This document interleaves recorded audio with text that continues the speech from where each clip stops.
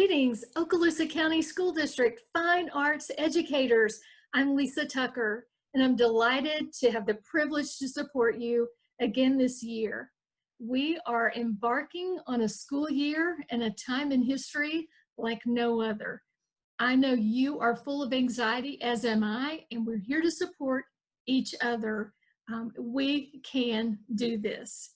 I am so thankful for your energy, your expertise, your passion for the arts, and your compelling desire to see our students be equipped for their own personal success in music education as well as beyond.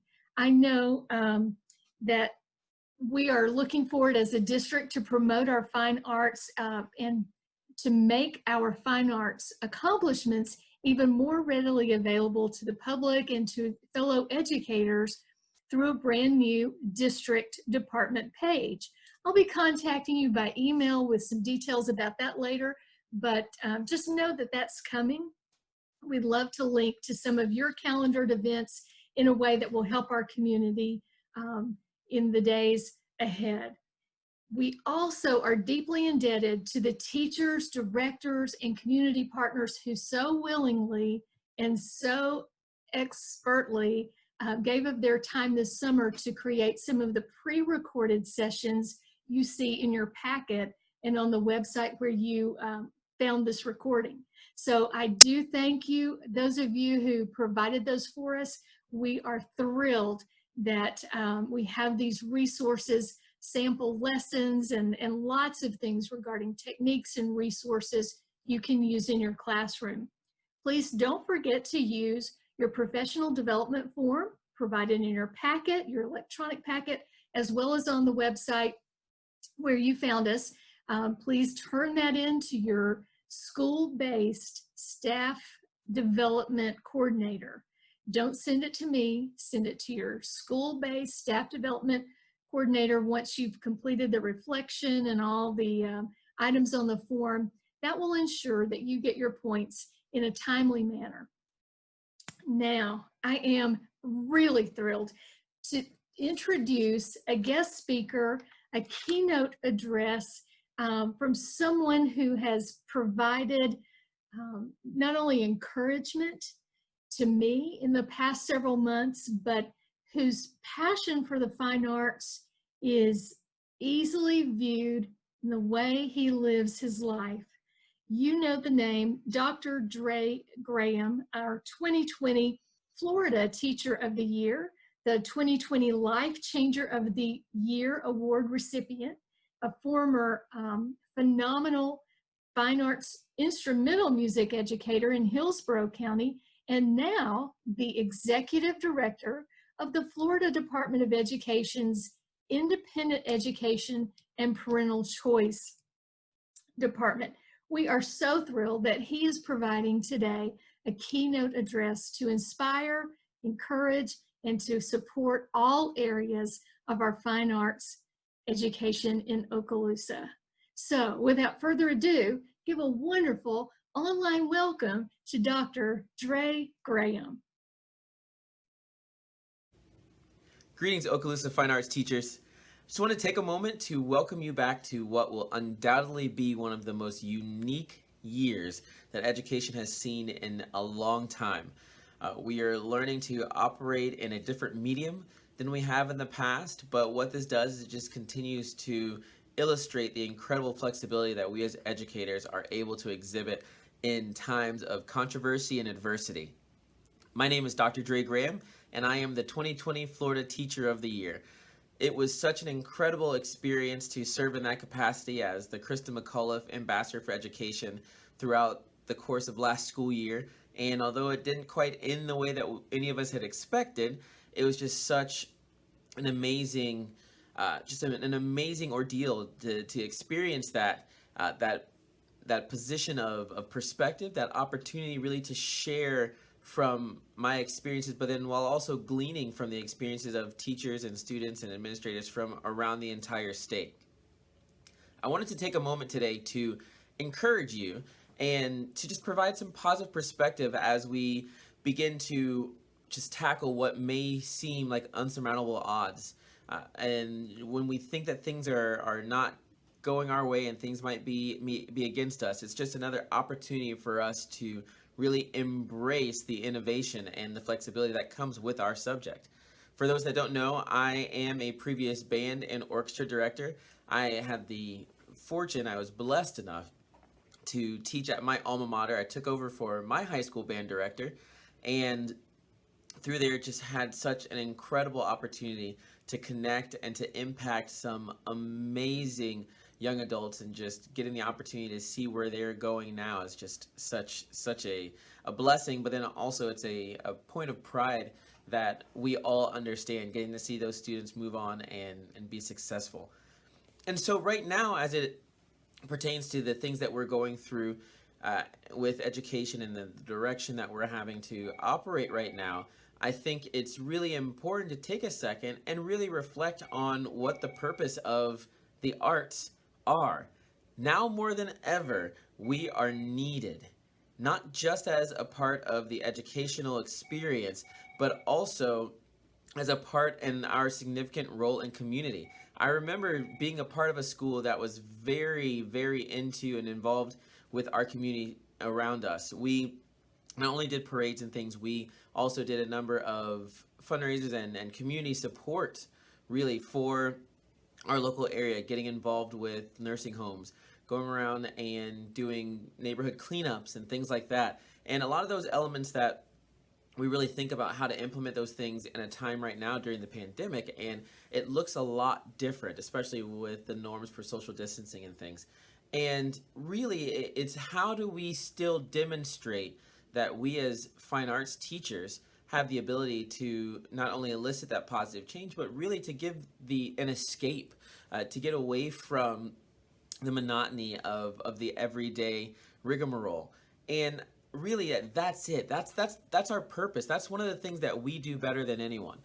The arts are a uniquely human experience. We don't see animals painting or acting or really singing in what we determine the structural form of music is. And this is what we will continue to provide even as we attempt to conquer the digital divide. Having students or providing students with the opportunity to continue to interact with the fine arts and continue to be expressive and creative and really tap into that area of the brain is one of those things that is going to allow us to get through this in a positive manner on the other side.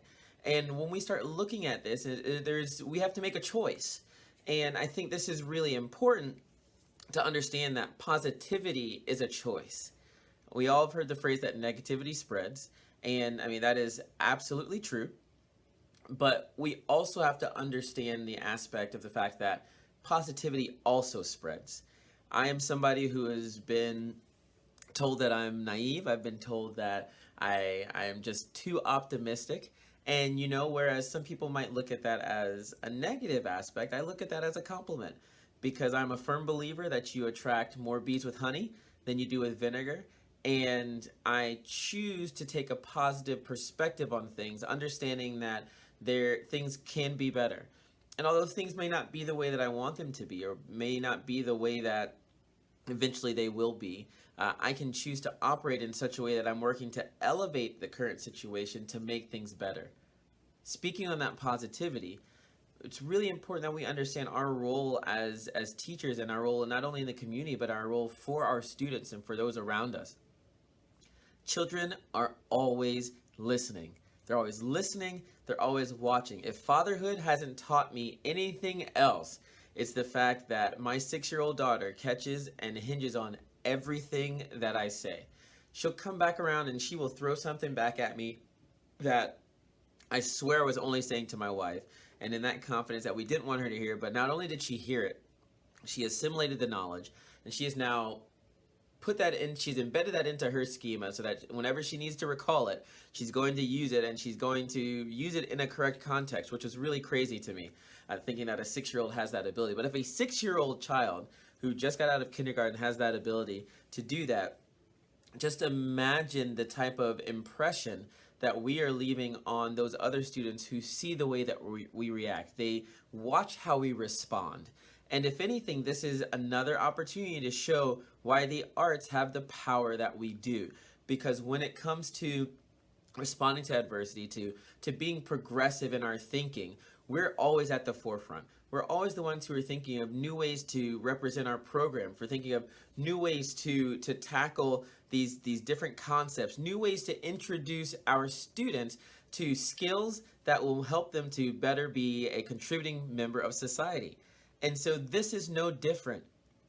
In order for us to continue to stay there at the forefront of what's going on, we've got to continue to keep that positivity, choose to be positive, look at that perspective, and really embrace what we've become known for, which is the flexibility aspect. I look back on what happened at the end of last year. That fourth quarter, no one saw it coming, but we all had to react, and we all had to respond, and so it became a choice. And so serving in that capacity as teacher of the year, I was also grounded. My wings were clipped.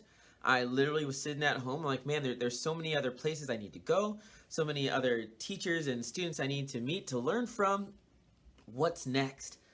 So then I became an advocate for my other music educators. We would sit on panels, we would have Zoom calls, we would develop curriculum, figure out ways to be able to transfer what we were doing in the classroom to the new digital setting. Well, there was no hesitation with that because there couldn't be, but it's an opportunity to take what we're doing in our physical classroom and how can we extend that to those who may not have the opportunity, may not have the chance to be within our classroom.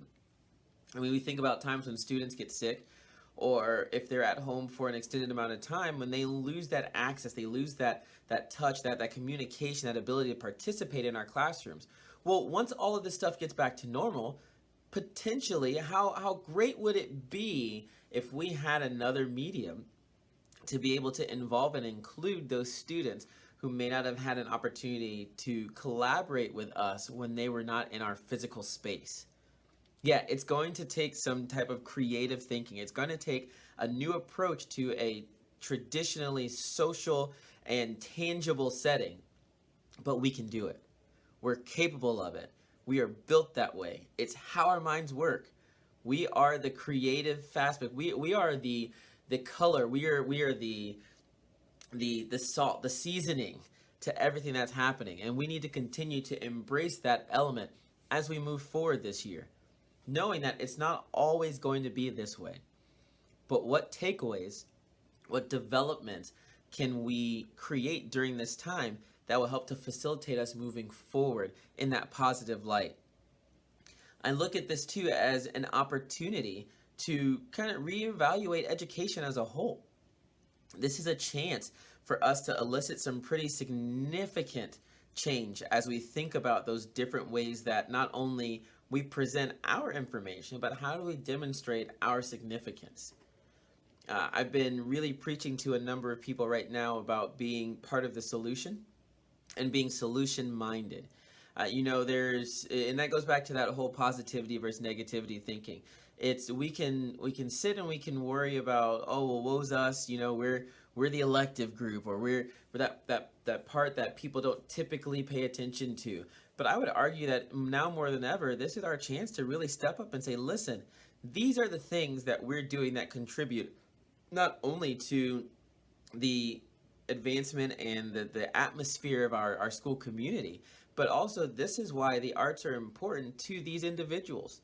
You think about those elements, I'm going to put on my scientist hat for a moment, going back into my research degrees, but you think about those elements in music and dance and theater and with visual art that are very unique to what we do, in the area of the brain that those things tap into, and how that area actually connects thought processes and different executive functions that happen that will elicit a global change mentally and be able to increase the rate at which the synapses fire.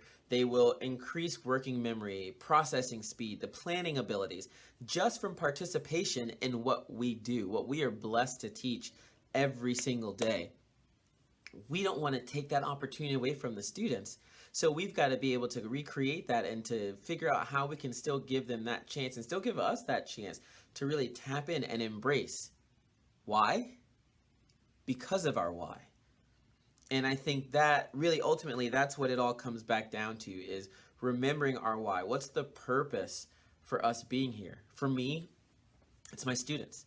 I mean, I think about the students I've had the opportunity to impact, the lawyers, the doctors, the people working in their communities, the my EMTs. We've got people working for Google, for Amazon. I mean, it's I've got police officers. You name it, I've taught it. And one of the key elements that they always remember are the experiences.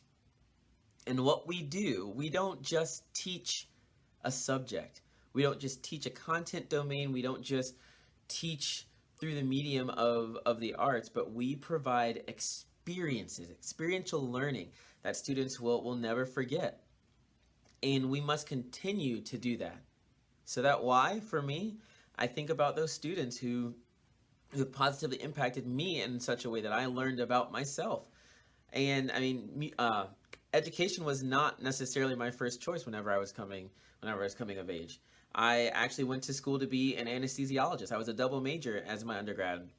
And I was double majored in microbiology and music education. Because I knew eventually music was going to be a part of my life. It was something important that I enjoyed doing, but it wasn't necessarily at the forefront. And here comes my junior year of high school, or I'm sorry, of college, not high school, junior year of college. And I find that everything I'm doing outside of the school day is revolving around education. I was an assistant choir director. I was helping out with a local middle school band and orchestra. And I was also teaching elementary steel drum band. And then on top of that, I was serving as a curriculum developer and instructor for World Martial Arts Center. Because in a past life, I was a world championship martial artist. So everything that I was doing was already revolving around education. And I had a private lesson student who was 6 years old.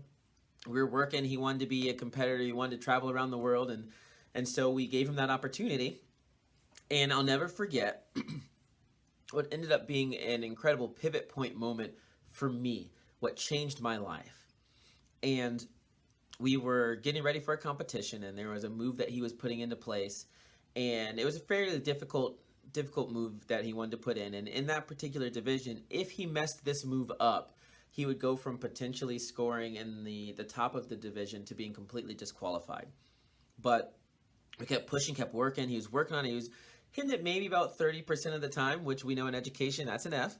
And we would never put something in front of someone willingly knowing that they was going to be 30% representative of what our effort was. And we just kept working, and he said, you know what, Sensei, I want to do it. I want to do it. So me as the adult, although I was pouring into him, I had to stop looking at it as being necessarily a reflection of me, but get out of the way so he could take ownership of what he was doing. Well, fast forward about a month later, we're in the competition, and he's doing his routine, and his mother and I are holding hands, just grasping, white knuckles, just like, oh, here comes the move, here comes the move. And then we wait, and it happens. Boom, he nails it. We are so excited. The crowd erupts. Everybody's going crazy. They've never seen anything like this before. And, I mean, he still had 20 seconds left in the routine. Nobody was paying attention. We were all super excited about it. His mom's crying, just embracing, super excited. He gets out of the ring, and he starts running towards us. And as I mentioned, I'm sitting next to his mom, and she just, all these tears in her eyes. He's coming running forward. So, of course, in my head, I'm thinking, oh, well, he's going to come run over and give her a big hug because, she's responsible, I don't know, for giving him life and the reason that he's here.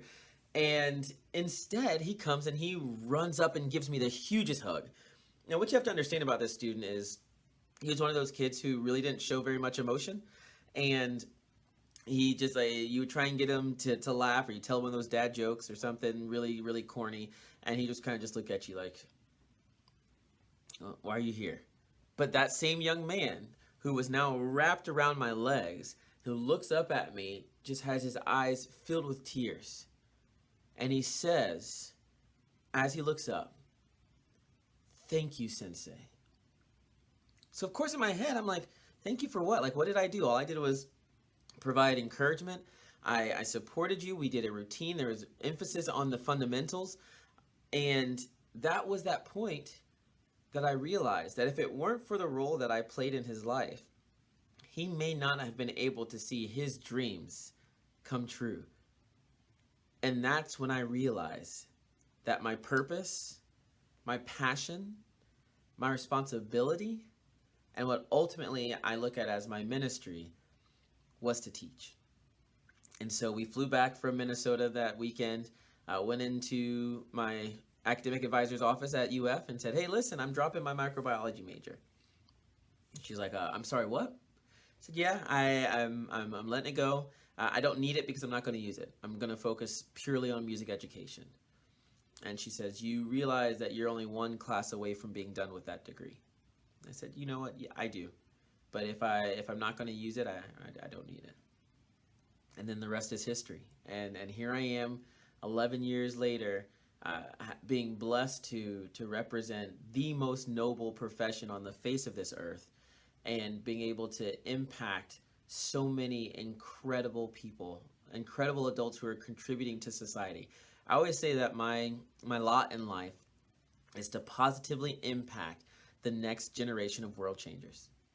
Because of that mentality, I've seen students come from just the most dire situations, the most just family environments that will just make your heart ache, to be elevated to positions to go on to CTE programs, to be elevated to positions to go on and to pursue college, to be able to do some incredible things. I think specifically about my student Jaleesa, who came to me as a student who had been, as a freshman in high school, she had been to 4 different middle schools.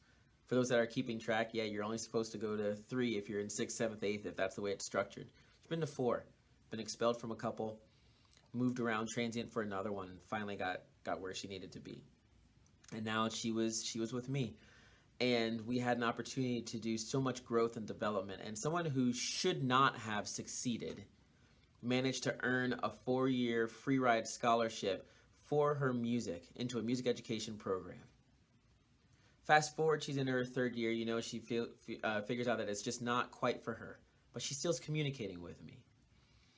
And then one night, it was a Sunday morning, and when I say morning, it was 1 a.m. I had just finished planning for the week, got everything situated, put my phone down on my nightstand, and I left it on, of course, because fear of missing out. Can't worry about FOMO, but I still had it.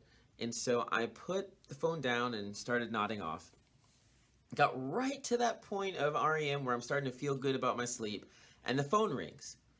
And so I look over and I pick it up, and it's got Jaleesa's name on it. Full transparency, my first thought was, Lord, what am I going to have to go get the bail money for? Like, what did she do now? So I answer it, and on the other line she says, "Papa, I did it." What I didn't realize was that after she dropped from her music ed program, she went on to pursue the requirements for being a nationally recognized emergency medical technician.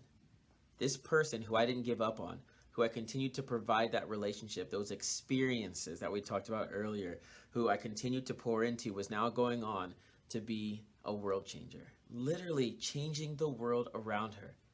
Because of the experiences, because of the leadership skills, because of the communication abilities, because of those elements that she received from our program. I got to play a role in that. You all are playing that same role in the lives of your teachers, of your students. As teachers, you have the power to impact and elicit global change. All you have to do is continue to focus, remain flexible, and remember your why. That brings me up to a song, and I'll leave you with this on this note. Continue to do what you're doing, and things will be better, and things are going to be great because you were great. Thanks so much for your time today, and I wish you the best of luck in what will be an incredible 2020-2021 year. Someday I'll wish upon a star and wake up where the clouds are far behind me, where troubles melt like lemon drops away above the chimney tops. That's where you'll find me. Somewhere over the rainbow, bluebirds fly. Birds fly over the rainbow. Why? then oh, why can't I? Wish you the best of luck.